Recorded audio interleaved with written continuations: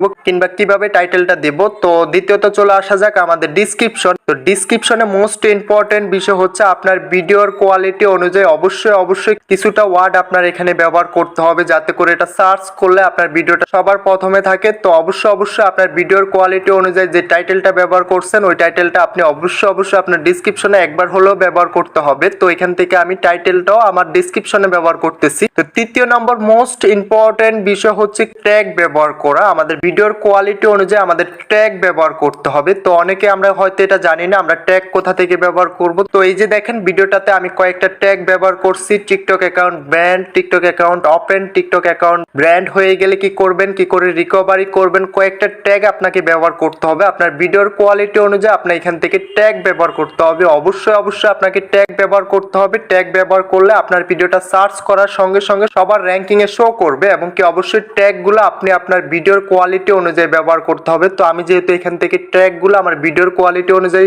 ব্যবহার করছি, তার জন্য আমার ভিডিওটা আজকে এতটুকু ভাইরাল হয়েছে। তো আশা করি বুঝতে পারছেন যে কি করে আমরা ভিডিওটা আপলোড করব। তো আমরা যারা নতুন ইউটিউবে কাজ করে থাকি তারা এই বিষয়গুলো গুরুত্ব দেয় না, এবং কি দেখা যায় ট্যাগ ব্যবহার করে না, দেখা যায় ডিসক্রিপশন ব্যবহার করে না। তো অবশ্যই আপনি ভিডিও আপলোড করার সময় আপনার এই বিষয়গুলো মাথায় রাখতে হবে। টাইটেলটা ব্যবহার করতে হবে, এবং কি ট্যাগগুলা ব্যবহার করতে হবে, আপনার ডিসক্রিপশন ব্যবহার করতে হবে। তো আপনি যদি সঠিকভাবে টাইটেল, ডিসক্রিপশন এবং কি ট্যাগগুলা ব্যবহার করতে পারেন অবশ্যই আপনার ভিডিওটা ভাইরাল হবে, এবং কি আপনার ভিডিওটাতে ভিউ আসবে। তো যারা বলতেছেন যে ভাই আমার 5টা 10টা কিংবা 20টা ভিউ এসে থেমে যাচ্ছে, তো তাদের জন্য বিশেষ করে ভিডিওটা, এবং কি যারা ইউটিউবে নতুন কাজ করতেছেন তাদের জন্য ভিডিওটা। তো ভিডিওটা আজকে এতটুকুই, দেখা হচ্ছে নেক্সট ভিডিওতে। সবাই ভালো থাকবেন।